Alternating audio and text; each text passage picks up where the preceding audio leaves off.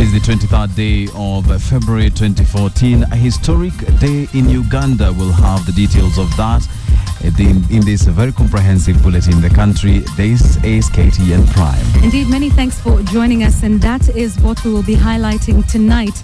And a little later on in this bulletin, we'll have a conversation with the Secretary General of the Law Society of Uganda, Nicholas Opio, and we'll be talking about the effects of this bill, how it will be implemented, and just understanding whether it'll have a ripple effect within the East African region.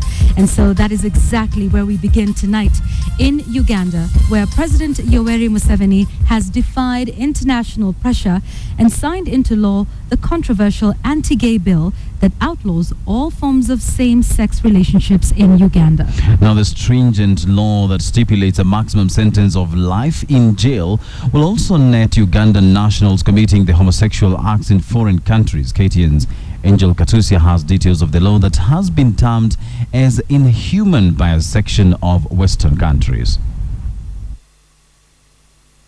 At exactly 1:54 p.m. East African time, Uganda President Yoweri Museveni signed into law what will now go down as the most stringent anti-gay law in the region. The signing that happened under the watch of local and international media was considered to be a strong message to Western countries that have opposed the law. Under the new law, first-time offenders will be jailed for 14 years. Those who commit homosexual acts with minors, disabled persons, or infect others with HIV will get life sentences under a provision known as aggravated homosexuality. The new legislation also outlaws what it calls the promotion of homosexuality. The law has broadened the criminalization of same-sex relations in Uganda and includes provisions for Ugandans who engage in same-sex relations outside of Uganda, asserting that they may be extradited for punishment back to Uganda. Of course, we've said we are tolerant. That's what we're saying. We are not slaughtering them.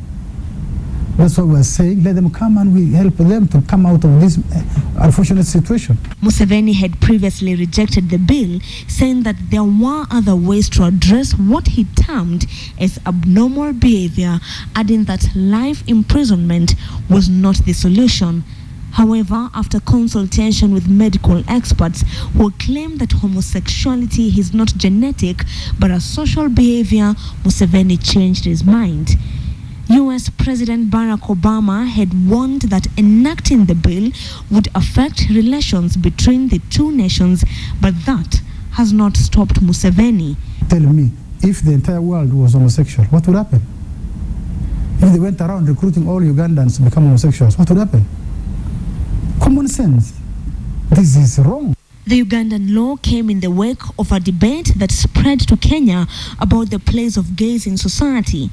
Gay activists in Kenya have in the past held demonstrations demanding recognition by government. Chapter 63 of the Penal Code, Section 162, states that any person who has carnal knowledge of any person against the order of nature or permits a male person to have carnal knowledge of him or her against the order of nature is guilty of felony and is liable to imprisonment for 14 years.